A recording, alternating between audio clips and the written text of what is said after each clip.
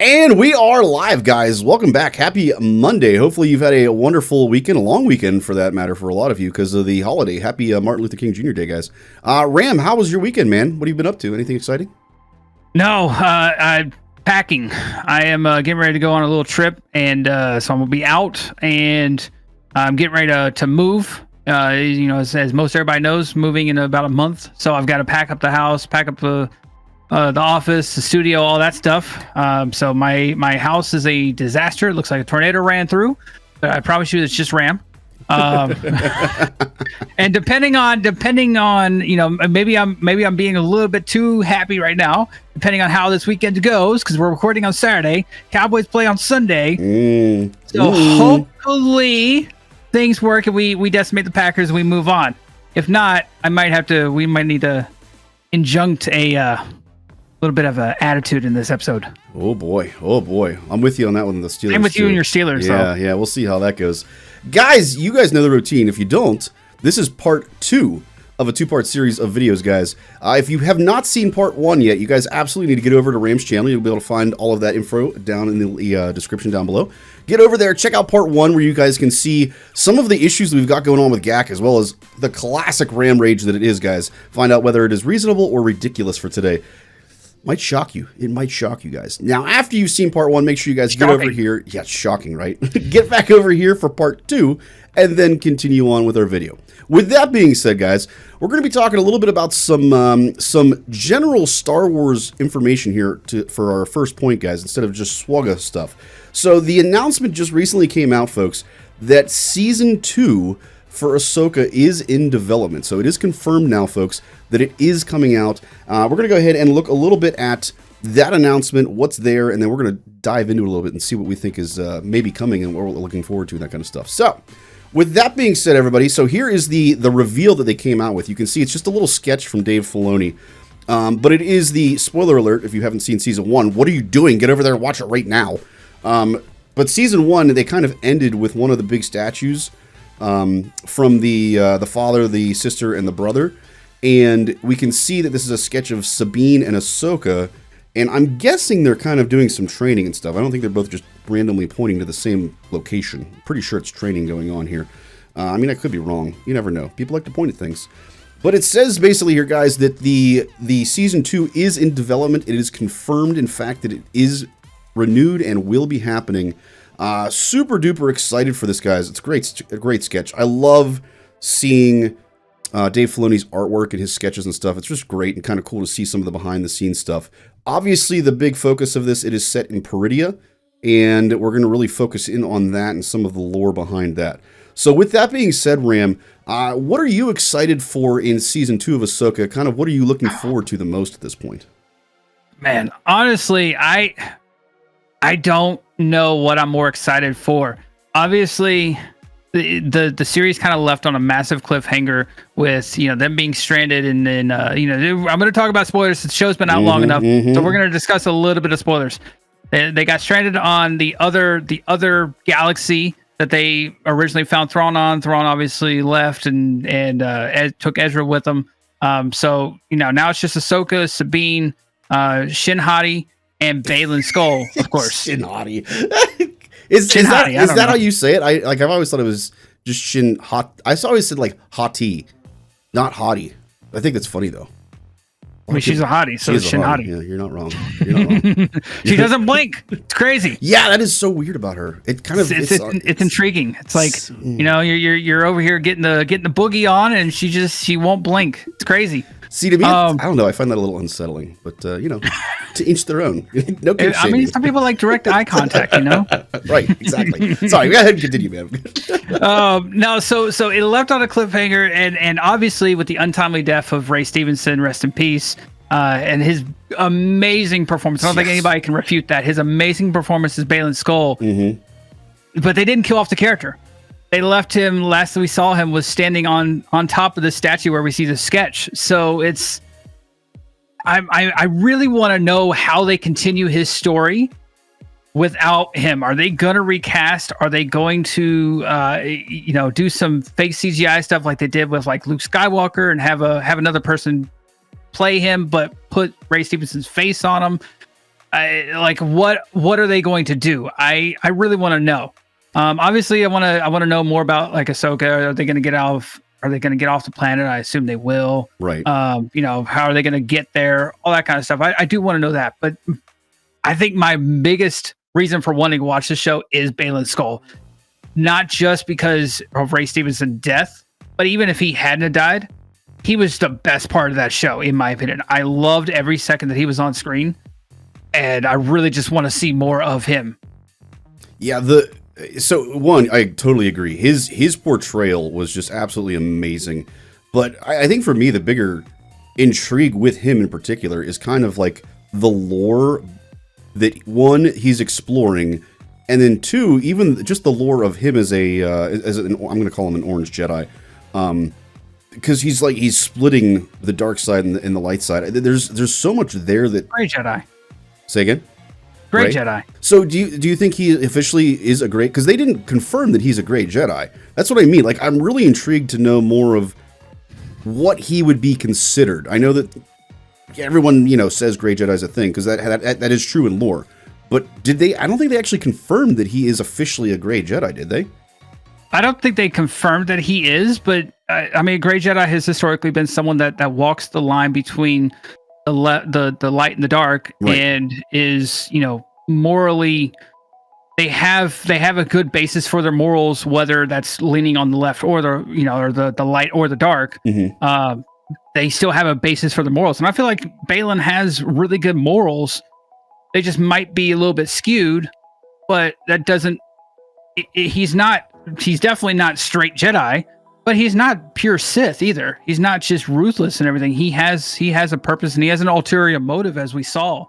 So I feel like the only other real gray Jedi that we've had in canonical history has been Luke. Yeah. I wouldn't even say Ahsoka is a gray Jedi. She's not. She's a Jedi. She's just not a Jedi, but she's a Jedi, right? Really? You think she's not gray? You think she's not a gray Jedi at this point? I don't think she really walks the fine line of the dark side. I don't think she toys around with it. Luke has no problem, using a little bit of power from the dark side because he knows he's going to stay in the light.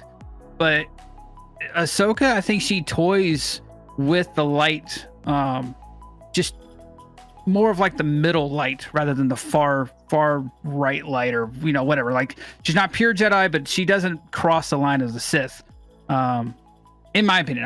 I mean, just canonical. I'm not talking about I'm not talking about expanding universe and all that stuff. Obviously there's a lot more great Jedi, but in canon, right, I feel like Luke is only really the only real example of a great Jedi that we have. But I think Baylan I think he's on that line as well. I would put him there. Oh, definitely. Yeah. He, like I said, he's, in my opinion, definitely a gray Jedi. And like I said, I wanted them to explore that a lot more. I just was checking because I don't think they've officially confirmed that in the show itself at this point. No. So for me, so that obviously, everything that you said there, I definitely want to see. I want them to expand on that and explore that some more. But just for the point of kind of discussion here, I'd say the other big thing that I'm looking forward to is Thrawn being back in the universe. Because, so obviously, speaking outside of what has been shown on screen, there was the plan to do the whole, the New Republic show, whatever the official title was on that one. And it basically got canceled because of the whole fallout with Cara Dune and everything. So I'm intrigued to see now if they've kind of set that up so that Ezra getting back to the main universe kind of takes over that central figure in that storyline that they wanted to explore for the whole, massive trilogy type story. What was the term they used? Like the culminating movie or whatever that they were going to do. I'm intrigued to see how Thrawn impacts the universe as it is, the galaxy, I guess I should say, as it is. And then if they try to go into having another series where Ezra and Sabine, the old school rebels, so to speak, outside of, or not Sabine, sorry, Hera, the old school rebels outside of Sabine become kind of a main plot point. And, this Rebels season, what is it, 6 or whatever the season is on that one. I don't know. What are you thinking, Ram? You excited for that, for Thrawn and being back in the universe? No, so it's a huge impact. I definitely want to see them dive into that a little bit more. because the last time that we saw Thrawn in this universe, the last thing that Thrawn knew was Palpatine's still alive, Death Star is still being either worked on or it's already finished or something. Darth Vader's still around. There is no Luke Skywalker. Nobody knows who this kid is. The Empire's still, the reigning supreme. But now he's coming back into a galaxy, and he's probably seen some stuff through Night Sister magic. He probably knows small things. But I don't know if he understands the full impact. That's what I want to know is, does he understand the full impact of everything that's happened in his time since being gone? Does he realize that Darth Vader is gone? I know he knew that he was Anakin. Does he realize that he's dead? Does he realize that Luke Skywalker is the one that killed him? Does he realize that Palpatine is gone until he somehow returns in episode 9? I had to put that in there. Put that knife in there. Ruin you. Dude, you just mentioned another good point though. I totally forgot about it. That's the Night Sisters. So like it ended again. Spoiler alert, guys. It ended with them being at Dathomir, which means they're absolutely going to explore, I think, some of the Night Sister, lore and everything like that. Dude, I forgot all about that. Marin. Oh yeah. Oh, dude, Marin's still around. Some of the crossovers with Cal Kestis and all that stuff. Oh my god, that'd be so cool. Yeah. Like it wouldn't be hard to bring them to live action either because they use live action actors. So you could easily bring them to live action, just make them a little bit older because obviously that was set during the beginning of the Empire. True. Yeah, you could. I mean, because this series is only set five years or so after the fall of the Empire. I think it's something like that. Yeah, I want to say they said 5 or 6 years or something like that. Yeah. It's not too far. So, I mean, Empire was reigning. Cal would probably be maybe like 10 years older, 10 maybe 15 years older. So, I don't think they would even have to do a whole lot too, because like 5 to 10 years, it's not like you're jumping 30 years into the future where you should see some pretty significant aging. I feel like they can just have them be on screen and we're all gonna be like, oh yeah, sure, it's been 10 years. Okay, I got it, no problem. That's it. I think that's an easy suspension of disbelief kind of thing there. So let me know in comments, guys. Let us know what are you most looking forward to in Ahsoka season 2. There's lots of great stuff to look forward to. Super intrigued to see what you guys are excited about with that show being confirmed coming out with season 2. Speaking of things that we get passionate about, guys, we're going to move back over into Swugga here. And our second point here on part 2 is passion projects. So just as I like to call it passion products. Yeah, passion products, the things that please you guys. Anyway, that's a whole nother series on a whole nother system of videos, we'll say. But for passion projects, so we were discussing over on Twitch the other day, guys, like, where do you head your roster at? Where do you focus your roster at? That kind of thing. And I kind of came to the conclusion that I needed a little bit of a break from farming the meta, because I've done 5 GLs, whether it be ships or characters, in a row, and I need a break. I need to take a little step back and just do something for me, something that's a little bit fun. And we all, I think, run into this situation at some point in the game where we just need a little break from the meta and just do something that we love. And so that was something that I kind of wanted to talk about here today with you, Ram. A passion project that we might have in the game itself. So I'm going to go ahead and start us off with this one, talk a little bit about my passion project and why I want to go towards that passion project.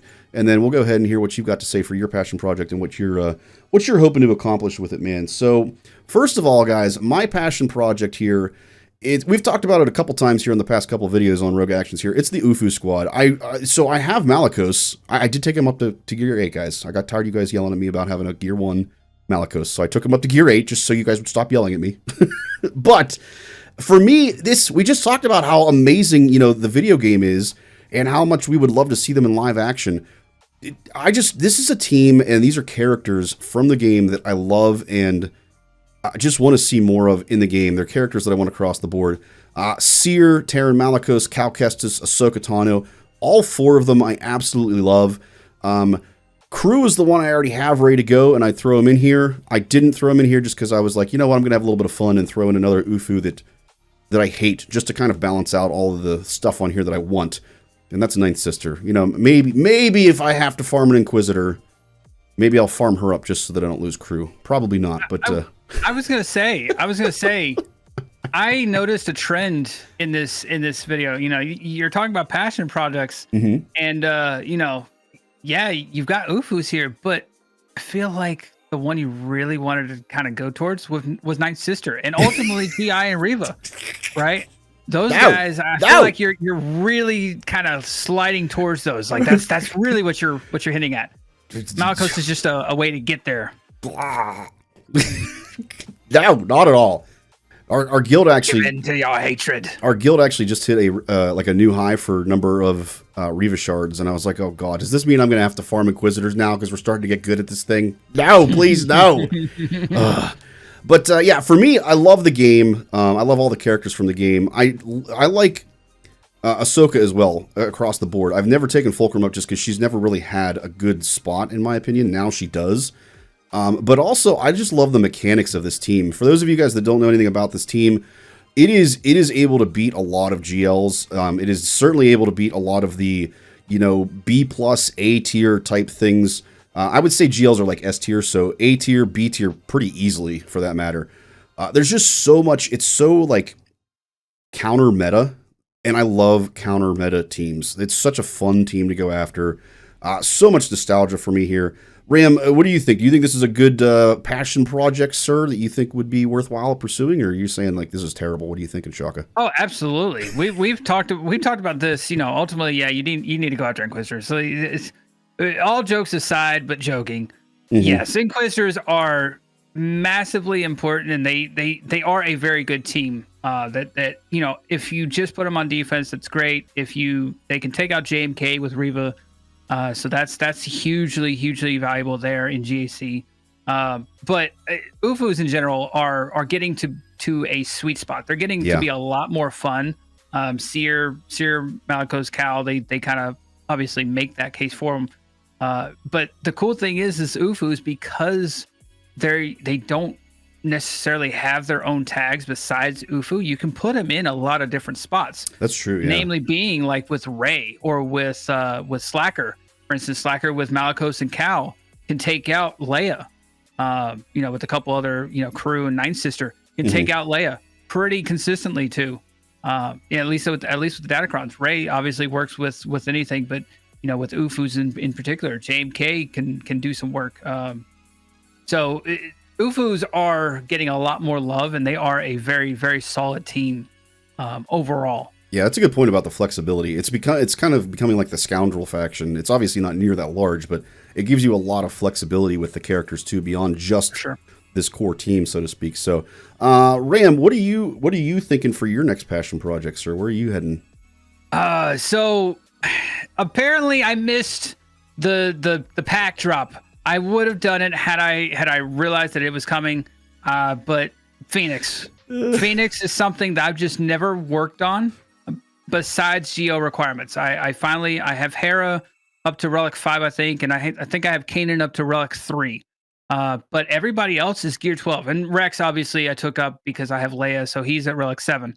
But Phoenix never were really, they were kind of like a hindsight. It was like, if I can get them, I'll get them. But then more important things came out, and they weren't ever really that strong a team. And then Captain Rex came out and changed the dynamic completely for the better, but I still didn't have them. And I was still working on other things. And so I'm disappointed, and I'm hoping that pack comes out again, because I would have jumped on it. $10, I think, for Relic 3 Phoenix. I would have jumped on that in a heartbeat. That is a absolute steal. Would have saved me a lot of gear, a lot of furnaces, a lot of Carbantes and Kairos that these guys need too. But they are a fun team. They can do some heavy work. I've seen them take out Lord Vaders. I've seen them take out JMLs. They're interesting with Captain Rex. Captain Rex changes this for the better. That's just something I've never gotten around to building. This is crazy. You're saying that my Phoenix team is actually better than yours? Yes. Oh my god. There's a first, guys. Our Phoenix team is all Gear 12. Yeah, that's crazy, and man. Plus you have the plug and play capability too. Yes. Not only are these guys, at least some of them are usable in the raid, but you also have Ezra and Kanan, both of which are Jedi. So you can use them on, let's say, JML and get some good use there. And then you also have you have Captain Rex. He's plug and played with clones as well. And then you have Sabine, who you can take out of there and put in a Mandalorian team and do some work in that. So there's a lot of good flexibility. Even if you don't run a straight Phoenix team, you can use them elsewhere and still get a good use out of your rugs. Yeah, I was going to say that's probably the biggest benefit thus far for me. So, like, obviously, one, it made the latest conquest a lot easier because that was another rebel team that I could use to get some of those rebel wins and stuff. But also, so for me, at least in GAC, like, so it allowed me to move, for instance, Barris over with my Slicker team, or not my Slicker team, my Ray team, and make that Ray team a little bit stronger, a little bit more difficult, because now I can move Ezra to my JML team. Like, it just gives me a lot of flexibility. I can move, for instance, like you mentioned, Sabine over to my Maul team. I don't currently have Lord Vader, so I can't use Maul there. So he's got his Maul team. It just gives you a lot of flexibility with whatever you have in terms of your roster. And I think that's not only a fun team, nostalgia-wise with the show and everything, but like you said, it's a great point. It gives you so much flexibility, similar to the UFU squad, that can be used elsewhere or in other places for kind of niche purposes, if you will. So really, really good team there, Ram. I like it. Solid suggestions, guys. Guys, let us know in the comments, what passion project would you like to go after? If you're not chasing the meta, you got kind of a little bit of a lull in your farm. What teams would you like to go after the most? I really, really am interested to hear what you guys have to say on that one, because, again, people have such very different rosters across the board. It's kind of cool to hear what people want to go after and what their passion projects are, so to speak. So, all right, to close things out here, guys, we're going to go ahead and pivot over to our Master of Memes competition. We've got two really good ones here today. We are going to be taking a look at possibly a new winner. We'll see. All right. Ram, as you know, the routine, guys. Ram and I are going to look at these two. We're going to decide which ones we like best. And then we're going to see if that's the way that you guys voted. So, first and foremost, guys, Master of Memes. We've got identical twin sisters who married identical twin brothers. Both announced the pregnancies. And then a little side note, in addition to being cousins, the children will also be genetic siblings. And then Yoda chimes in. Ram, do you want me to try to do the Yoda voice like I did my Palpatine voice? Okay. Yes. We'll see if this is as bad or not. Begun the Clone War has. I feel like that one's far more respectable. That was better. Yes. That was not bad like Palpatine was. Yeah. That one was far more respectable. I'm not saying it was good, but at least it was, it was Canada tier. We'll say that. It was at least Canada tier. Versus bunch of trolls. Ever make mistakes in life? Let's make them birds. Yeah, they're birds now. Bob Ross. If you know, you know. Freaking Bob Ross. I may have an unhealthy obsession with hating Bob Ross, guys. He's a jerk. Don't let him fool you. He's a jerk, everybody. That's inside joke. If you don't know, get over to Twitch and check it out, guys. You'll understand better. Ram, which one I'm voting for. It's not Bob Ross. There's no way I'm voting for Bob Ross. Which one do you like better here, Ram? This one pulls at the heartstrings. I really, really like the Yoda one. That's just an intriguing one. And then the caveat is, the cherry on top is Yoda doing the whole Clone Wars thing. Mm-hmm. But knowing what I know about your channel, that Bob Ross is perfect. Oh, man. I hate Bob Ross. All right, so we're a toss-up, guys. I would pick the Clone Wars. I got to go with the Bob Ross. Ram's going Bob Ross. Let's see how you, the viewer, voted, guys. Master of Memes was, thank God, it was begun the Clone Wars has. Good choice, guys. So for those of you that don't know, over on Twitch is where we do the official vote for this. We do our Twitch streams on Friday night, specifically when we do this vote, and that's where we determine which wins in that competition. If you guys think you've got a better meme and it would blow these out of the water, get over to our Discord, guys. You can find that link down below. And join the Discord and give us the best memes that you've got, and we'll put it into the competition. You not only will get a shout-out on Twitch, you'll also get a shout-out on Discord, and then, of course, you'll obviously get a shout-out here on the video as well. So speaking of, shout-out to Solzy, none other than Solzy, one of our mods. Yeah, he's the most Canadian okayest mod of all. And I had to do it. Because he won. Congrats, Solzy. Can we revote? I wish. Love you, Sozy. Unfortunately, what happens in Canada stays in Canada. So we don't have a chance at changing that. Unless it's a tier ranking, then it's a doesn't stay in Canada true. tier. That's true. Guys, hopefully you guys liked today's video. If you did, make sure you guys like, subscribe, and of course, turn on notifications. And last but not least, of course, if you haven't already done so, get over there and check out Ram's Part 1 video 2. Last but not least, if you want to continue your Swugga journey down that rabbit hole, guys, make sure you check out the next video.